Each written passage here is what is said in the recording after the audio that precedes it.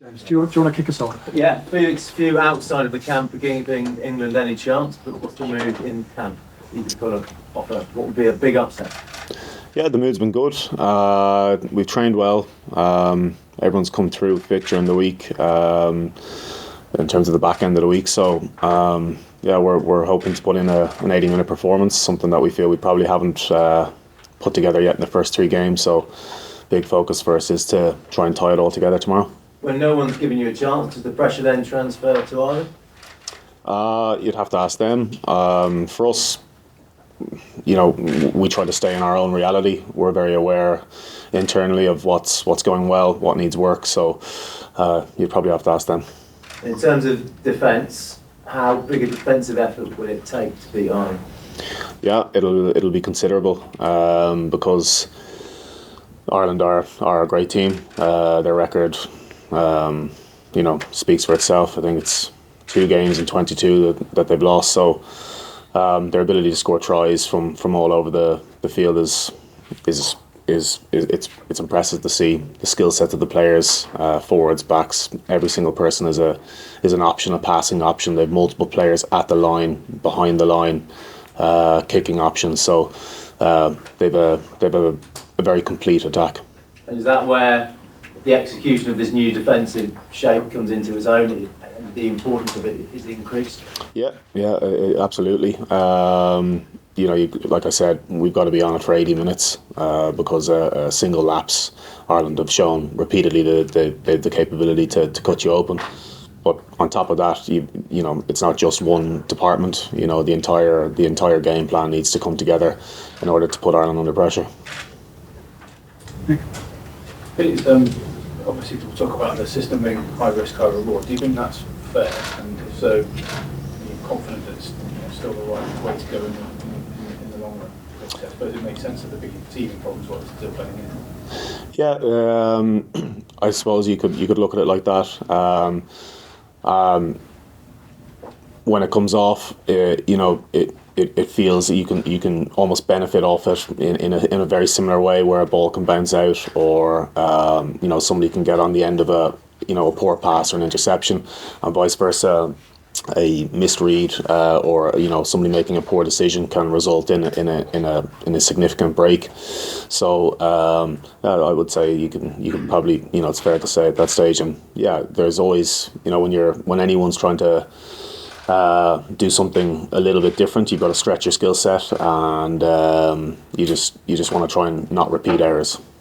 As a group, is it about having a strength of convictions in the systems you built? And because there's always that balance, isn't there, between time and achievement. It makes sense in pro sport, isn't there? You need time to get the achievement, but people always want the achievement right now. Yeah, of course. Well, that's the level we're at, and that's the. It doesn't really get much bigger than Ireland versus England in a Six Nations game in Twickenham. So that's the level we're at. But everyone's committing to what we're trying to do internally. So it's that's been very enjoyable. And how would it be for you? Going against Ireland, obviously it's not new in that respect, but new in England, in England capacity. It's not ideal. It's been done before. I've coached against Ireland twice before, so it's yeah. That's the reality, isn't it, of the professional world? Is that there's a small number of jobs, isn't there? I mean, it's difficult enough to get your foot in the door, isn't it? Yeah, well, I think when you go into coaching, you have to accept that there's so much time that you're going to be with certain teams before you move on. I mean, obviously there's plenty of ex-English coaching staff members on the Irish team as well. So it's just the way it is. Obviously looking at longer term, but do you think England can get to the levels that Ireland are at?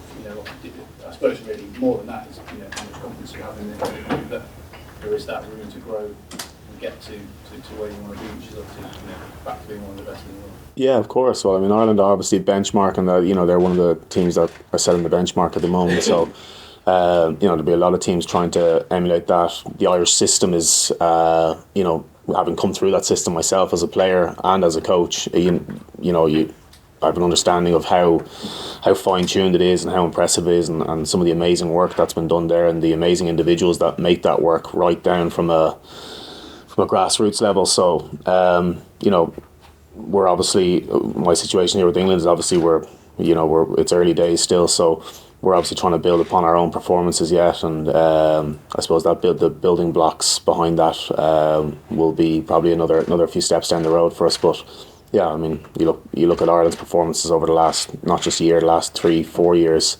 I think everyone will be looking at them going, that's a very impressive team to try and emulate. Julie. Hello, Felix. Do you remember the first time you coached against Ireland, and how did that make you feel when you did it?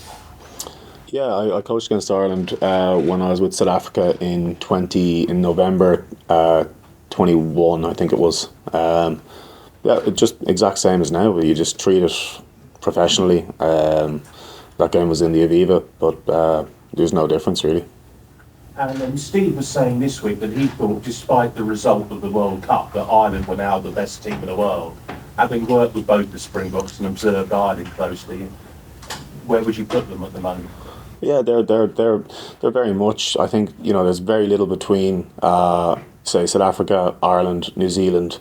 Ireland could very easily have been in that World Cup final, only for Geordie Barrett making a pretty miraculous try-saving, tackle, or how he held up the ball underneath them all. So I think between those three teams, it's very, very, very tight. But the world rankings are there for a reason. So is it 1, 2, and 3 South Africa, Ireland, New Zealand? I think it's very tight between them. Nick. Felix, could you talk a little about the things defensively that you've enjoyed seeing with England so far? I think in general the commitment levels from the players, the continuous work that they're doing during the week to improve their own individual skill sets. With regard to that, obviously it's a little bit of a system that some of them may not be used to from their club sides, but it's been met with a lot of energy and commitment to improve upon errors and stretching skill sets. It's not just about stretching skill sets in attack. Sometimes you have to stretch your skill set in defence as well. So I'd say just the general commitment has been great.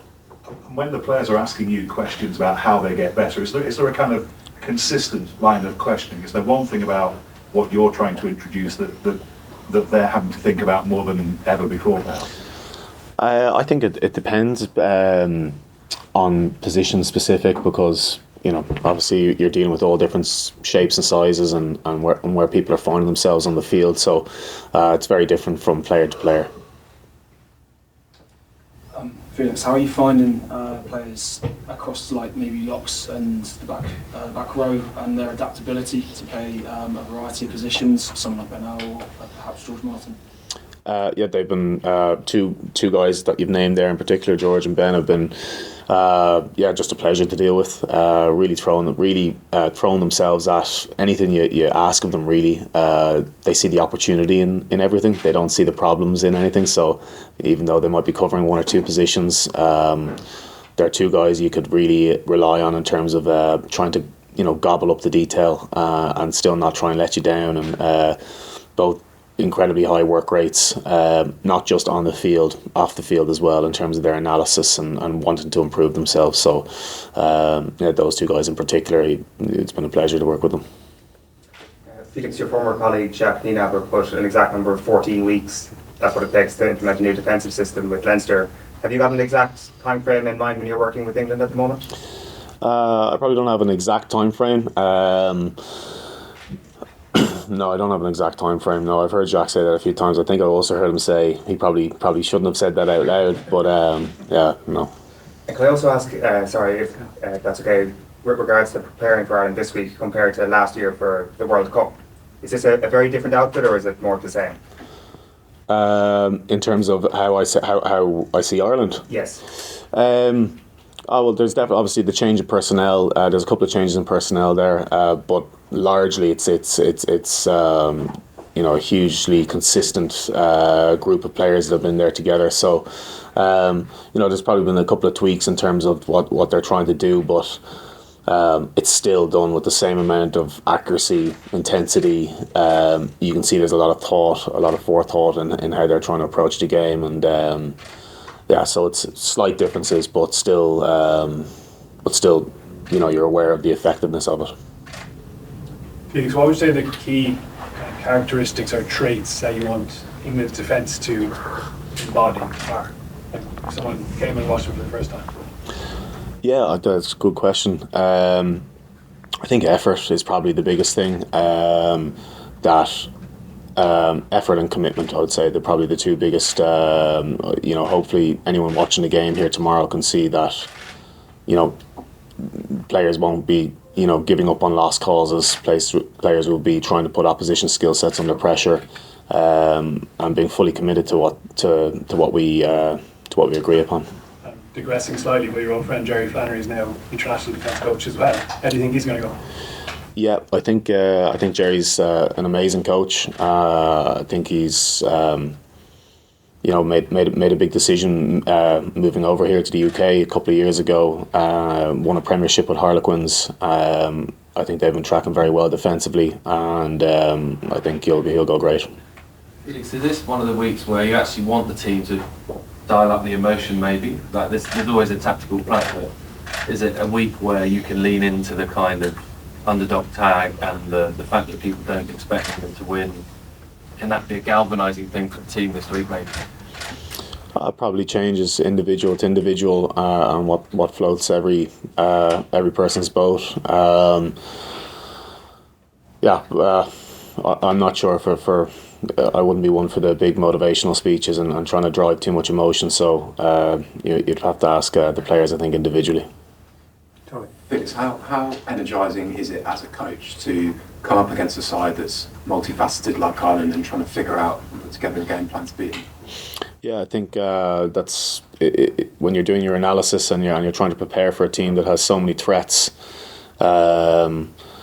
It makes it very interesting for you. You've really got to apply a lot of thought into how best to get an effective outcome, and you learn quite a lot also by watching it, because you see things that you maybe not have seen before. So it's been good to watch them again. Thanks, Phil.